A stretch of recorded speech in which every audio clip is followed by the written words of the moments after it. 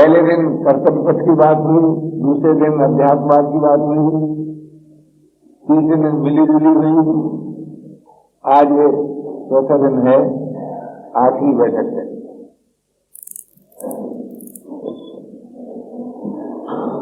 किसी भाई बहन के मन में कोई प्रश्न हो जीवन उपयोगी तो आरंभ में कर सकते हैं, क्योंकि आज चलने गाड़ी ट्रेन पकड़ना है ना, चलते समय प्रश्नोत्तर के लिए मौका नहीं मिलेगा। अभी तो समय का संकोच नहीं है। उत्साह हो किसी मन में कोई न उठे तो जबरदस्ती नहीं की जाए।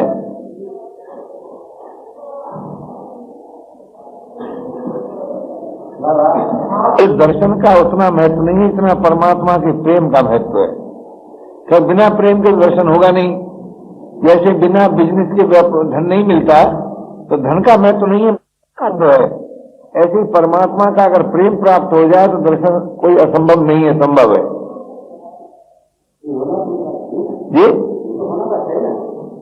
अच्छा है, लेकिन प्रेम पहले आना चाहिए, और दर्शन हो जाएगा प्रेम न रहे तो कोई लाभ नहीं होगा। हमारे और परमात्मा के बीच में जो दूरी मिटाने वाली चीज है वो भगवत प्रेम है। अपना मानने से जी, और कैसे होगा बताइए? और अपना मानना कैसे हो पूछो? है नहीं, ममता नहीं, अपना मानना। और अपना मानना जो होता है वो तब होता है कि जिसको हम अपना माने उसका अपने पर पूरा अधिकार मान लें।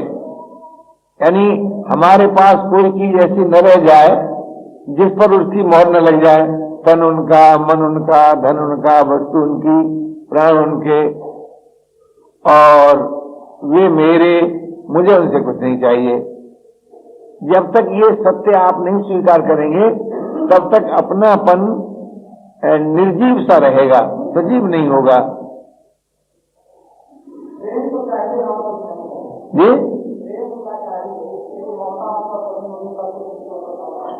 नहीं, ममता क्यों शब्द के साथ? ममता तो होती है शरीर में, वस्तुओं में, देखी हुई चीज में। और प्रेम, मेरे नाथ का मतलब ममता नहीं है, आत्मीयता कहो, अपनापन। मेरे नाथ का अर्थ होता है अपना हो, और नाथ कहते हैं उसको जो समर्थ हो, रक्षक हो। तो मेरे नाथ वाक्य का जो असली अर्थ है वो है निश्चिंतता, निर्भयता और प्रियता। जो आदमी अनाथ नहीं है, सनाथ है, उसमें निश्चिंतता, निर्भयता और प्रियता आनी चाहिए। ये तीनों चीजें आनी चाहिए, तब मेरे नाथ शब्द का अर्थ ठीक समझ में आता है। वैसे तो शब्द के पीछे जो अर्थ होता है वो तो सुना हुआ होता है, माना हुआ होता है ना।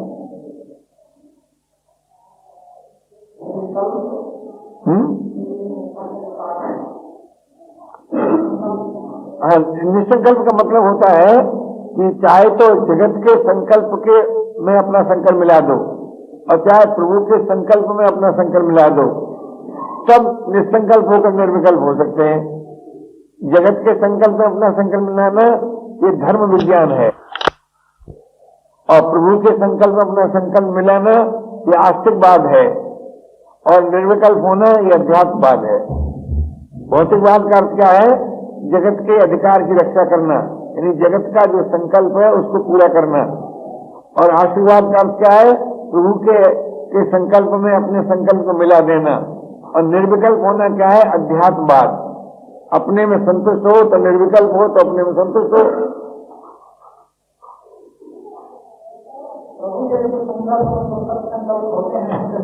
प्रभु के संकल्प क्या होते हैं ये हमको नहीं मालूम है।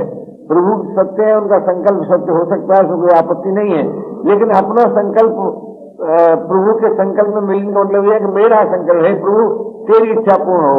अब प्रभु की क्या इच्छा है इसका हमको ज्ञान थोड़ी है। वैसे तो प्रभु का दिया हुआ जो विवेक रूपी विधान है, तो विवेक विरोधी इच्छा संकल्प प्रभु का हो नहीं सकता, विवेक के अनुरूप ही होगा। क्योंकि विवेक रूपी विधान प्रभु ने दिया है, आस्था का तत्व भी प्रभु ने दिया है, मूल रूप से बल का तत्व भी मिला ही है। मनुष्य के ऊपर जो जिम्मेदारी है वो केवल मिले हुए के सदुपयोग की है। मनुष्य के पास जो कुछ है वो तो उसका अपना व्यक्तिगत तो है नहीं। यही कारण है कि किसी भी मिली हुई वस्तु पर अपना स्वतंत्र अधिकार नहीं रखते, व्यक्तिगत नहीं है। सृष्टि का जो मालिक है वही मनुष्य का मालिक है। ऐसा है। मनुष्य को तो खाली ये स्वाधीनता है कि वो मिले हुए का सदुपयोग कर सकता है और उसी से उसका कल्याण हो सकता है। आपकी विचारधारा से ऐसा महसूस होता है कि मनुष्य को जीवन करना चाहिए, क्या करना चाहिए? अच्छा, और उसको ऐसा करता है तो पहले होता है कि दास होता है सबके दाता सभी सांसारिक जीवन में ऐसा रहता है कि आप तो व्याख्या मत दी, थोड़े में कहिए। पहले तो आपने जो मेरे विचार के संबंध में अपनी राय कायम की है वो 100% सही नहीं है, कुछ हिसाब से सही है। क्योंकि आपने अपनी तरफ मैं तो ये निवेदन करता हूं कि विश्वास करना है तो परमात्मा में करो, जानना है तो अपने को जानो, और करना है तो सेवा करो। ये मैं कहता हूं, ये तो मेरा विचार है कि मानना परमात्मा को, जानना अपने को, करना सेवा। आपने उसको एक बात में बांध करके अपने मन की कल्पना कर ली, नाम ले दिया। ऐसा मत करो भाई मेरे। अभी देखिए भजन गाय से क्या था, जग की सेवा खोज अपनी, प्रेम उनसे कीजिए। ये जीवन का मनुष्य का प्रोग्राम है। सेवा का मतलब पहले दिन निवेदन किया था, बुराई रहित होना और यथाशक्ति भलाई करना। भलाई में नहीं बताया इतनी करो, यथाशक्ति जो संभव हो, और जिसके साथ संभव हो। और बिल्कुल संभव न हो तो बिल्कुल मत करो। केवल बुराई रहित होने से ही सेवा सिद्ध हो जाएगी। अच्छा, भलाई करने से शरीर, परिवार और समाज की सेवा, यथाशक्ति सेवा होगी। वैसे तो सारा समाज मिलकर एक व्यक्ति के अभाव को दूर नहीं कर सकता। सोचिए, तो सेवा का मतलब क्या है? यथाशक्ति हम अपना सुख दूसरे को बांट सकें, ये क्रियात्मक सेवा हुआ। और भावात्मक सेवा क्या हुई? हम किसी को किसी प्रकार की हानि न पहुंचाएं, ये भावात्मक सेवा हुई।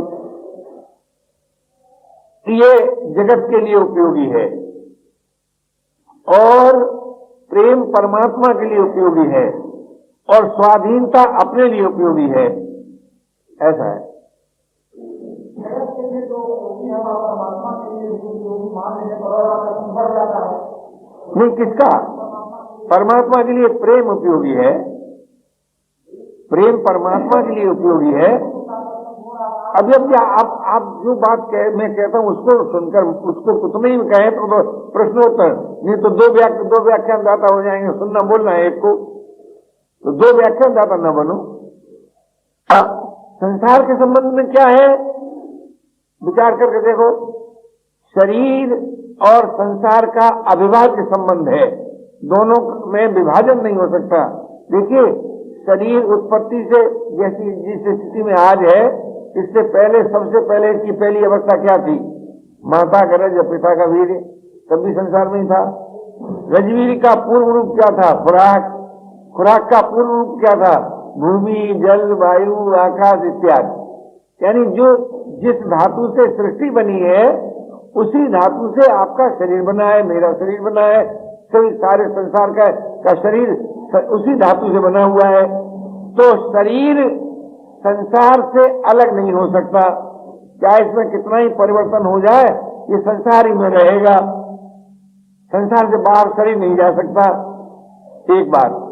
दूसरी बात यह कि शरीर के द्वारा हम संसार दो बातें कर सकते हैं। या तो सुख दुख का भोग करते हैं, सुख का भोग करते हैं अपनी मर्जी से, और दुख का भोग करना पड़ता है बेबसी से। या किसी के काम आ सकते हैं, यथाशक्ति सेवा कर सकते हैं, या तप कर सकते हैं, तप कर सकते हैं, सेवा कर सकते हैं, भोग कर सकते हैं। इसके अतिरिक्त शरीर से सही ईमानदारी की दृष्टि से कहा जाए तो नित्य योग, बोध और प्रेम की प्राप्ति शरीर के द्वारा नहीं होती। अब यहां ये मत समझिएगा कि आसन, प्राणायाम, धारणा, ये आसान योग है, उसमें आप विचार करके देखें कि नियम और नियम की अगर ठीक ठीक परिभाषा से आप करेंगे तो वो शरीर कर्म धर्म नहीं है। जैसे अहिंसा को स्वीकार करना, सत्य को स्वीकार करना, ब्रह्मचर्य को स्वीकार करना, अप्रग्रह को स्वीकार करना, संतोष को स्वीकार करना, ईश्वर प्रदान को स्वीकार करना, इत्यादि इत्यादि।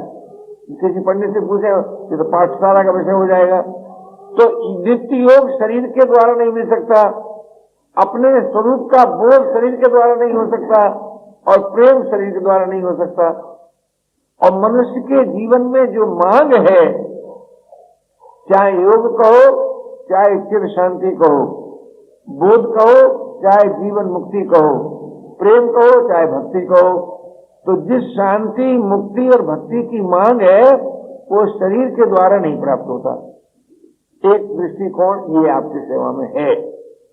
इसलिए मैं आपसे निवेदन कर रहा था कि परमात्मा के संबंध में जो सुना वो और शरीर के संबंध में जो अनुभव हुआ वो, इन दोनों को सामने रखकर अब विचार करो कि भाई तुम मानते हो ना कि तुम्हारा व्यक्तिगत सत्य हो, भले मान लो, पर इसको नहीं कहते भगवान सब में है। इसका मतलब ये नहीं है कि पहले अपने में भी तो है ना, तो पहले भगवान को प्राप्त करोगे, पहले भगवान की सेवा करोगे। सब में का अर्थ होता है अपने में है प्राप्ति के लिए। अब सब में का अर्थ ये नहीं होता है पाखाने में भगवान और पाखाने में पूजा करो, ये तो उसका अर्थ नहीं है ना। सब में का अर्थ होता है अपने में है, तो अपने में भगवान को प्राप्त करो। तर्क और चीज है और आस्था और चीज है। तो भगवान तो आस्था का विषय है, तर्क का विषय तो है नहीं। अब मनमानी मत करो, जो आपको स्वाधीनता दी जाती है प्रश्न करने की, तो मनमाना प्रश्न मत करो भैया। सब में है शरीर, सुनो, सब में है, इसका अर्थ ये लगाना चाहिए हमारे विचार से कि अपने में है प्राप्ति। भगवान कहाँ है? बोले सब में है। सबका सब में क्या कहो? सर्वत्र है, सदैव है, समर्थ है, अद्वितीय है, सभी का है। इसका अर्थ ये नहीं कि सब में है तो कहां पकड़ोगे? कोई बात सोचो, तुम किसी बहन से पूछना है जब चावल पकाती है तो सारे चावल को टटोलती है कि एक दो को? बोलो, उसी के आधार पर सारी हड्डी का ज्ञान हो जाता है, चावल पक गया। तो सब में है, इस बात को का अर्थ यह है कि अपने में है। आप अपनी मर्जी से वैसे मानिए तो हमको कोई आपत्ति नहीं है, आप मानते नहीं है। पर मैं जो मानता हूं व्याख्यान का अर्थ होता है ना कि जो मैं बोलूं तो मत बोलो भाई, मैं जो मानता हूं वो मैं आपसे निवेदन करता हूं। आपको वो गलत हो तो आप मत मानिए। हाँ भाई, अब समय क्या हो गया? मानव सेवा संघ का ये प्लेटफॉर्म है और उसकी प्रणाली के अनुसार मुझे चर्चा करना है। मानव सेवा संघ कोई नया मजहब नहीं है, कोई इज्म नहीं है, कोई संगठन नहीं है, कोई दल नहीं है।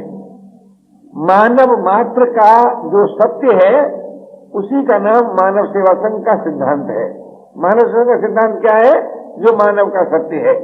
अब मानव का सत्य क्या है, इस पर अगर विचार करके देखें तो हम अपने में दो चीजें देखते हैं। एक तो संसार का आकर्षण, जिसको काम कहते हैं, और एक अविनाशी स्वाधीन रसरूप चिन्मय जीवन की मांग, जिसको राम कहते हैं। मानव में केवल राम की मांग होती तो कोई समस्या नहीं सामने आती, और केवल काम होता तब भी कोई समस्या नहीं आती।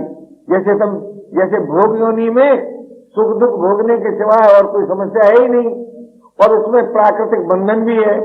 एक पशु बिना भूख नहीं खा सकता और एक भूख से यानी भूखा भी नहीं रह सकता।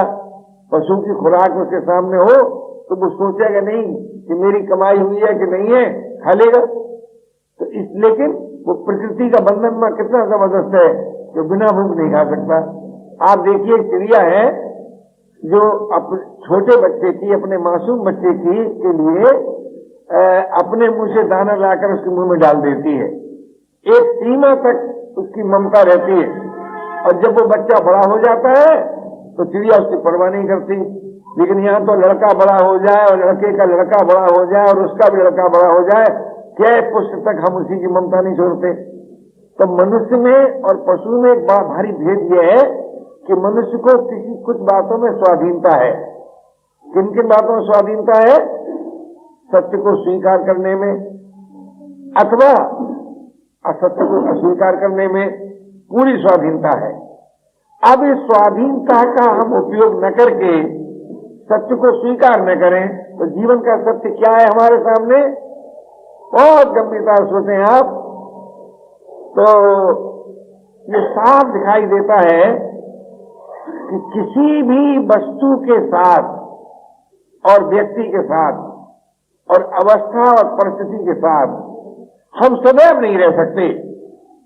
इस बात को हर आदमी मान लेगा।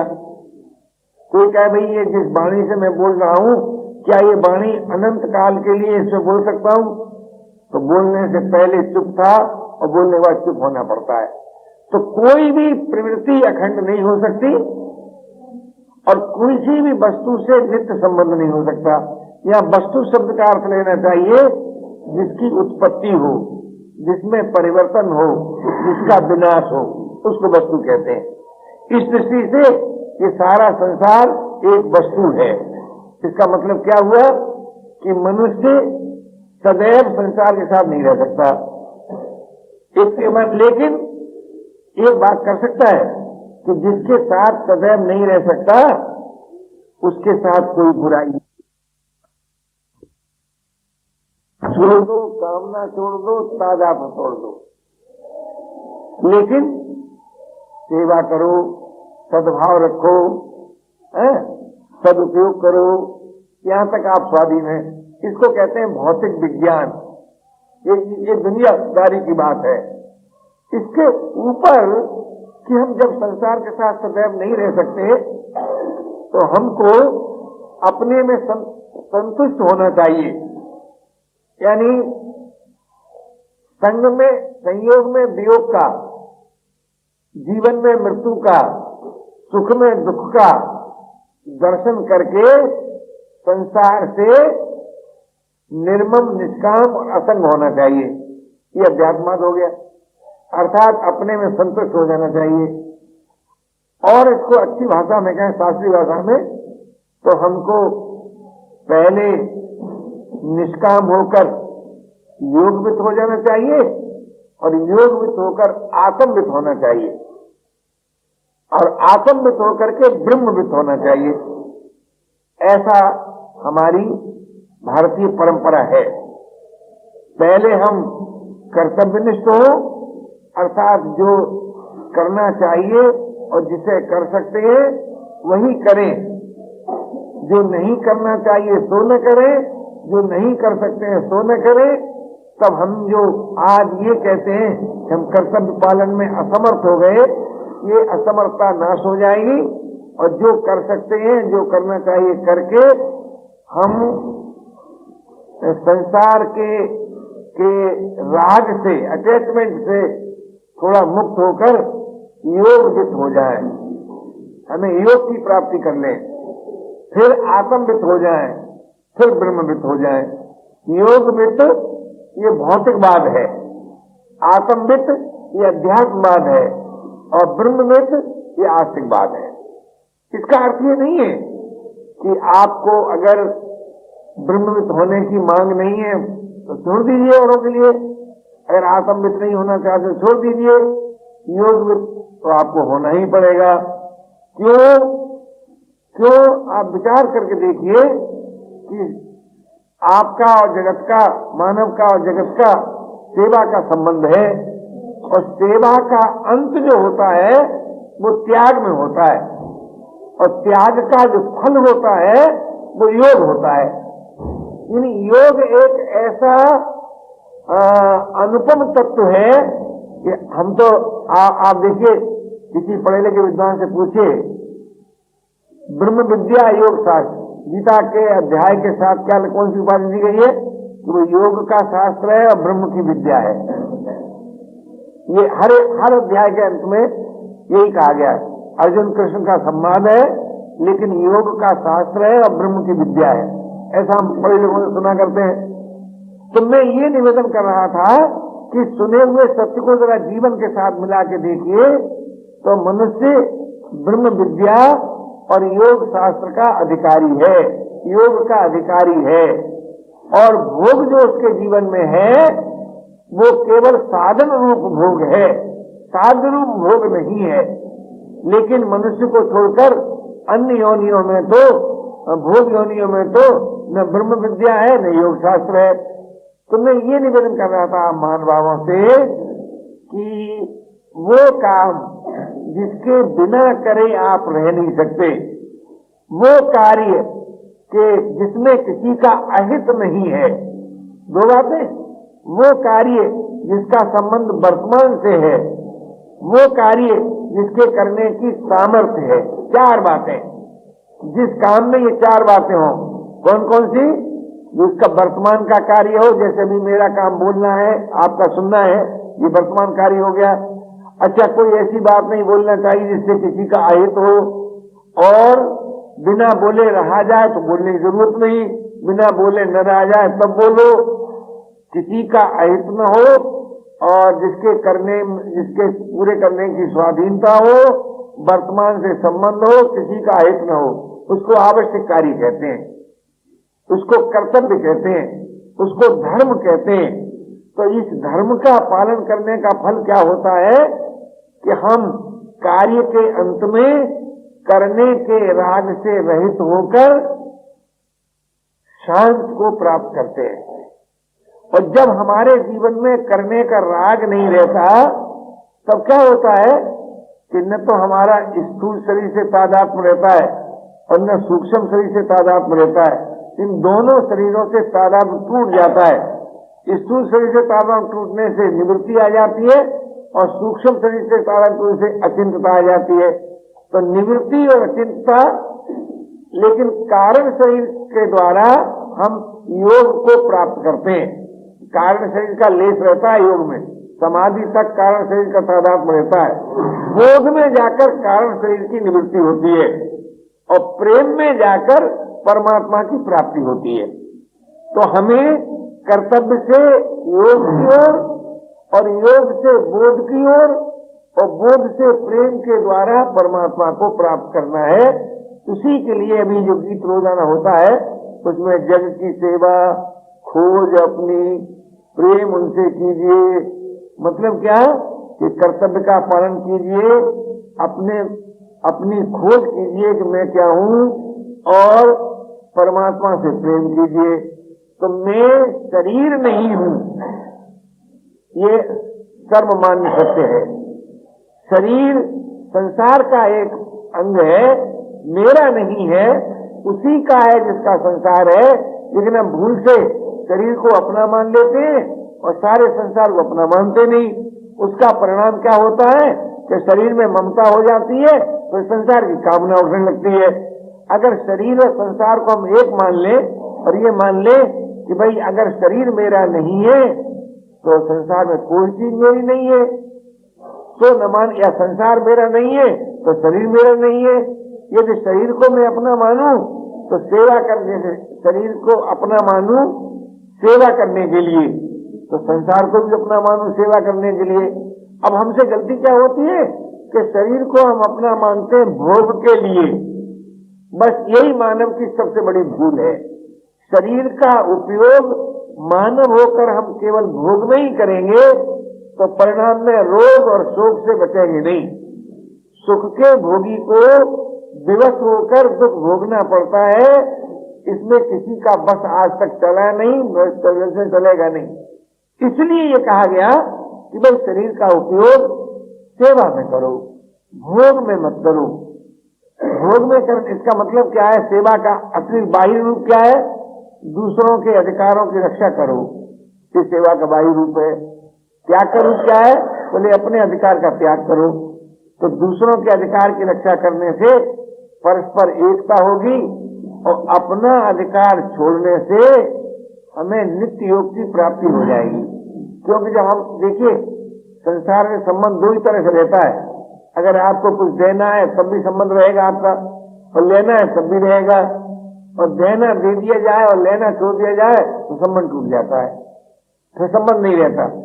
देना दे देने के बाद, लेना छोड़ देने के बाद संबंध नहीं रहता। जब संसार से संबंध नहीं रहता तब हमारे और परमात्मा के बीच में, हमारे और अविनाशी जीवन के बीच में, हमारे और स्वाधीन जीवन के बीच में, हमारे और चिन्मय जीवन के बीच में पर्दा क्या था, आवरण क्या था? संसार का संबंध आवरण था, संसार आवरण नहीं था।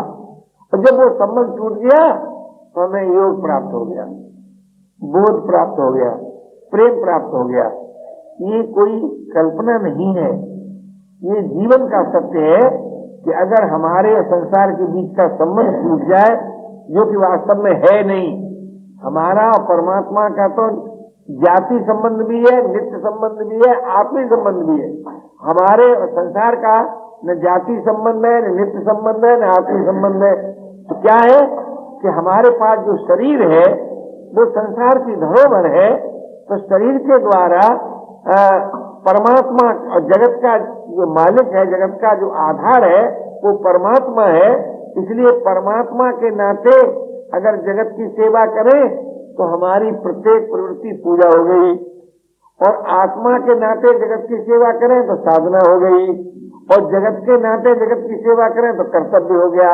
अभी आपकी अपनी मौज है, आप स्वाधीन हैं, चाहे आप भौतिकवादी दृष्टिकोण से जगत के ही अस्तित्व को माने और किसी को न माने, आपकी मौज। अध्यात्मवादी दृष्टिकोण से आप अपने अस्तित्व को माने और आस्तिकवादी दृष्टिकोण से आप परमात्मा के अस्तित्व को माने, ये आपकी स्वाधीनता है। लेकिन जगत के अस्तित्व को मानकर भी कर्तव्य का अंत योग में ही होगा, आत्मा के अस्तित्व को मानकर भी कर्तव्य का अंत योग में ही होगा, और परमात्मा के अस्तित्व को मानकर भी कर्तव्य का अंत योग में ही होगा। ये जीवन का विज्ञान है। सही काम करने से हमें योग प्राप्त होता है, ये जीवन का विज्ञान है। ईश्वरवादी दृष्टि से योग का अर्थ है परमात्मा की समीपता, और अध्यात्मवाद की दृष्टि से योग का अर्थ है अपने स्वरूप का बोध, स्वरूप में स्थिति, और भौतिकवादी दृष्टिकोण से योग का अर्थ है चिर शांति। तो चिर शांति, स्वरूप में स्थिति, परमात्मा की समीपता। किसी प्रकार से इस सत्य को आप स्वीकार करें या इसका कथन करें तो मुझे तीन ही बातें ठीक मालूम होती हैं, और होंगी तो मुझे मालूम नहीं है। या तो हमको चिर शांति प्राप्त हो गई, या हमें अपने स्वरूप में स्थिति हो गई, अथवा परमात्मा की समीपता प्राप्त हो गई। तो समीपता, स्वरूप स्थिति और चिर शांति, ये किसका नाम है? योग का नाम है। योग माने चिर शांति, योग माने स्वरूप में स्थिति, योग माने परमात्मा की समीपता। अब ये आग्रह मत करो, व्यक्तिगत भिन्नता जीवन का एक सत्य है, ये आग्रह मत करो कि मैं परमात्मा को मानता हूं तो सभी परमात्मा को मान ले, ये आग्रह मत करो। और मैं आत्मा को मानता हूं तो सभी आत्मा को मान ले, ये आग्रह मत करो। या और मैं संसार को मानता हूं तो सारा संसार भौतिकवादी बन जाए, या सारा संसार अध्यात्मवादी बन जाए, या सारा संसार आस्तिकवादी बन जाए। तो मानव सेवा की साधन प्रणाली में ये बात बताई गई कि ऐसा आग्रह मत करो। हाँ, तुम स्वतंत्र हो, भौतिकवादी होकर संसार के साथ कर्तव्य का संबंध रख सकते हो, कोई अंतर नहीं पड़ेगा, फिर शांति आपको मिलेगी। अध्यात्मवादी होकर भी संसार के साथ कर्तव्य का संबंध रख सकते हो, जीवन मुक्ति आपको मिलेगी। और परमात्मा को मानकर भी कर्तव्य का संबंध रख सकते हो, आपको भक्ति मिलेगी। तो चिर शांति, जीवन मुक्ति, भक्ति, आरंभ में ये तीनों अलग अलग मालूम होते हैं साधन रूप से, अंत में तीनों में स्वरूप से एकता हो जाती है। चिर शांति और मुक्ति और भक्ति में अविभाज्य संबंध है। जहाँ चिर शांति है वहाँ मुक्ति आ ही जाएगी, या मुक्ति है वहाँ भक्ति आ ही जाएगी। ये मेरा अपना व्यक्तिगत मत है।